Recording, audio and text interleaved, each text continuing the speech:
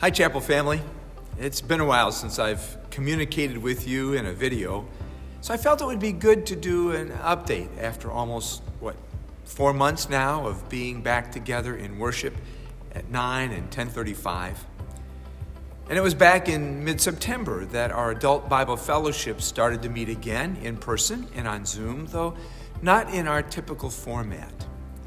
We're also back to in-person children's Sunday school classes and middle and high school classes during the 1 hour, the 9 o'clock service time.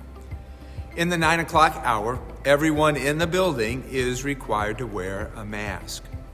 The 10:35 service is about an hour and 15 or 20 minutes, and masks are highly recommended but not mandatory. As you come into the building using doors 1 and 7, we have plenty of hand sanitizer and masks available. So we clean door handles and bathrooms between services, wanting to minimize the spread of this virus. Right now, we have about 120 people in our worship services, so there is more room for us if you feel ready to come back in person. We sure are thankful that we've been live streaming, so no matter where you are, you can be at one of our worship services. The one area that I want to revisit with you is the purpose of having us register to come to the services. And you might ask, why can't I just show up? And you can, but if that sets us over our self-imposed seating limit for our worship center, you'll be asked to be seated in the multi-purpose room. So why be so restrictive in seating? And that's a fair question. 2 reasons, and I've already mentioned one. First, it's to manage our seating capacity within the worship center, and again, that's room for 150 plus. And the chairs, as you can see in the worship center, are in groupings of 2, 3, 5, 7, providing distance within the row, and we use half the rows per service. So what happens if we forget to register, which happened to the Boo Bars a few weeks ago, or if you're our guest and you just come to visit?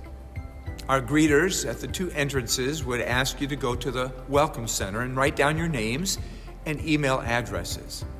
And we do that so that we can have a record of who is here and in which hour. And here's why. We have had several from the chapel who have come down with COVID. And having taken the test for it, the Berrien County Health Department would contact that person and they would do contact tracing. We know that. And they want to find out, if possible, where they might have contracted the virus or who they might have infected. So if one from the chapel tests positive, let's say on Monday, and they were in church the day before, and if the health department wants to do some follow-up, we'd have a record of who were here in which hour of worship. And that's thanks to our pre-registration or signing in at the Welcome Center. I hope this helps you understand the why we do it. If you got questions on it, please call me or any of our staff. We're happy to explain the process.